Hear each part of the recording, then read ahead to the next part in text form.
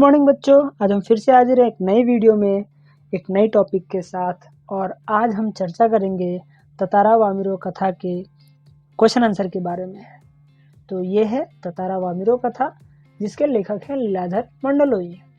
इसमें क्वेश्चन में सबसे पहला इंस्ट्रक्शन दिया गया है, निम्नलिखित प्रश्नों के उत्तर 1-2 पंक्तियों में दीजिए। इसमें पहला क्वेश्चन है, ततारा वामिरो कहाँ की कथा है? इसका आंसर होगा ततारा वामिरो की कथा निकोबार द्वीप समूह के प्रमुख द्वीप कार निकोबार की है। वामिरो अपना गाना क्यों भूल गई? ये अगला क्वेश्चन है। इसका आंसर होगा समुद्र की लहरों ने अचानक वामिरो को भिगो दिया था, जिससे वह हड़बड़ा गई और अपना गाना भूल गई। अगला क्वेश्चन है, ततारा ने वामिरो से क्या याचना की? इसका आंसर होगा ततारा ने वामिरो से अधूरा गाना पूरा करने तथा अगले दिन उस स्थान पर उससे मिलने की याचना की। अगला क्वेश्चन है, ततारा और वामिरो के गांव की क्या रीति थी? इसका आंसर होगा ततारा और वामिरो के गांव की यह रीति थी कि लड़का लड़की का विवाह एक ही गांव के होने पर ही हो सकता था। अगला क्वेश्चन है, क्रोध में ततारा ने क्या किया? इसका आंसर होगा गांव वालों और वामिरो की मां द्वारा अपमानित होने के बाद ततारा के क्रोध का ठिकाना न रहा। क्रोध में ही उसने अपनी तलवार निकालकर उसे पूरी शक्ति से धरती पे घोंप दिया और खींचने लगा, जिससे धरती में सीधी दरार आ गई और धरती 2 टुकड़ों में बट गई। फिर अगले क्वेश्चन के लिए इंस्ट्रक्शन दिया गया है, निम्नलिखित प्रश्नों के उत्तर 25 से 30 शब्दों में लिखिए।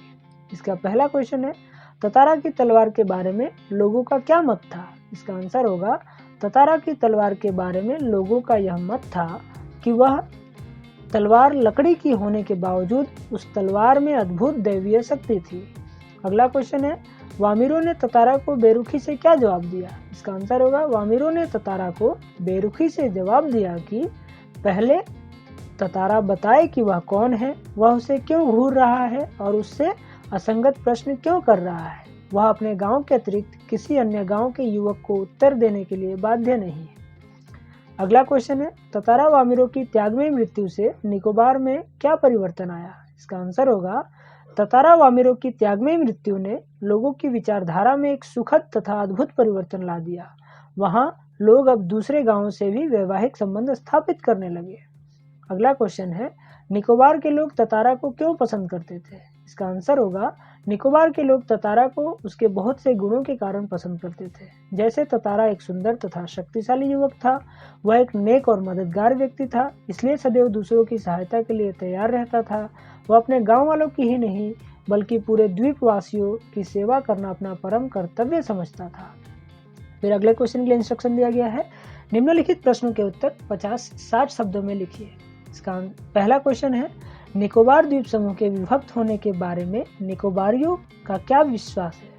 इसका आंसर होगा निकोबार द्वीप समूह के विभक्त होने के बारे में निकोबारियों का यह विश्वास है कि प्राचीन काल में ये दोनों द्वीप एक ही थे।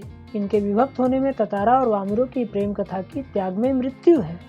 जब ततारा धरती में अपनी लकड़ी की तलवार घोंपकर उसे पूरी ताकत के साथ खींचने लगा, जिसके कारण धरती 2 टुकड़े में बट गई, अर्थात कार निकोबार के 2 टुकड़े हो गए। इस घटना के बाद निकोबारी दूसरे गांवों में आपसी वैवाहिक संबंध करने लगे।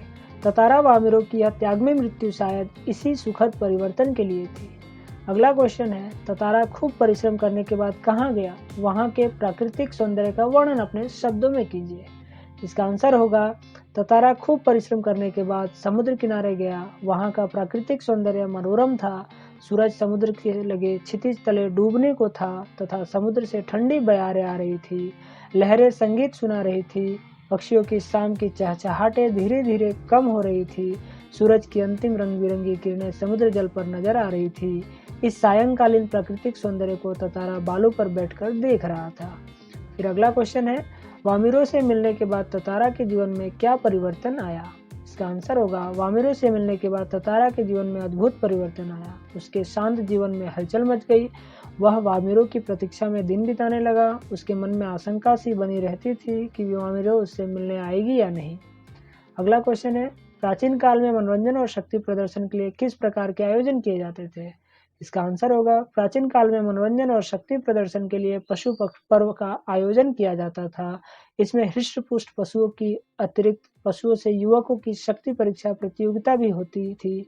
सभी गांवों के लोग इसमें हिस्सा लेते थे। इस आयोजन में नृत्य, संगीत और भोजन का भी प्रबंध किया जाता था। फिर अगला क्वेश्चन है, रूढ़ियाँ जब बंधन बन बोझ बनने लगे तब उनका टूट जाना ही अच्छा है, क्यों? स्पष्ट कीजिए। इसका आंसर होगा, रूढ़ियाँ जब बंधन बनकर बोझ बनने लगे तब वास्तव में उनका टूट जाना ही उचित होता है, क्योंकि रूढ़ियाँ व्यक्ति को बंधनों में जकड़ लेती हैं, जिससे व्यक्ति का विकास होना बंद हो जाता है। इनके टूट जाने से व्यक्ति के दिलो दिमाग पर छाया अंधविश्वास हट जाता है। व्यक्ति की उन्नति तथा स्वतंत्रता के लिए इन रूढ़ियों का टूटना अनिवार्य है, नहीं तो यह हमारी उन्नति में बाधक बनकर खड़ी रहेगी। ये क्वेश्चन बहुत इंपॉर्टेंट है, इसका आंसर जरूर ध्यान रखिएगा, इसको समझने की कोशिश कीजिए, इसको बिल्कुल रटिए मत, इसको समझिए, ये क्वेश्चन बहुत इंपॉर्टेंट है।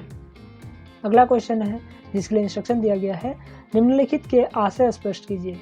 इसमें पहला क्वेश्चन होगा, जब कोई राह न सूझी तो क्रोध का शमन करने के लिए उसमें शक्ति भर उसे धरती में घोंप दिया और ताकत से उसे खींचने लगा। इसका आंसर होगा, इसका आशय यह है कि गांव वालों और वामिरों की मां द्वारा अपमानित होने के बाद ततारा के क्रोध का ठिकाना न रहा।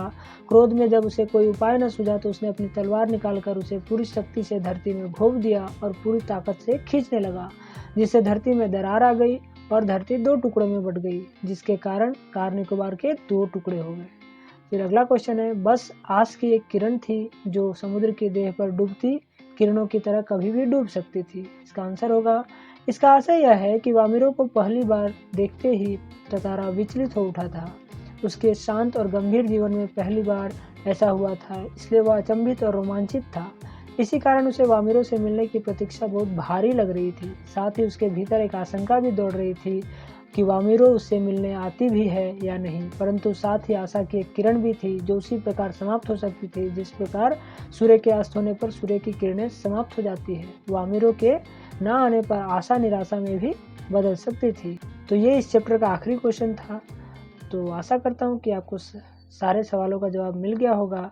अगर अब भी आपको किसी क्वेश्चन के आंसर में डाउट हो या कुछ समझ में ना आया हो तो आप हमसे पूछ सकते हैं। आप नीचे कमेंट बॉक्स में कमेंट कीजिएगा, हम आपके सवालों का जवाब जरूर देंगे। तो ठीक है, हम मिलते हैं अगली वीडियो में एक नई टॉपिक के साथ। तब तक के लिए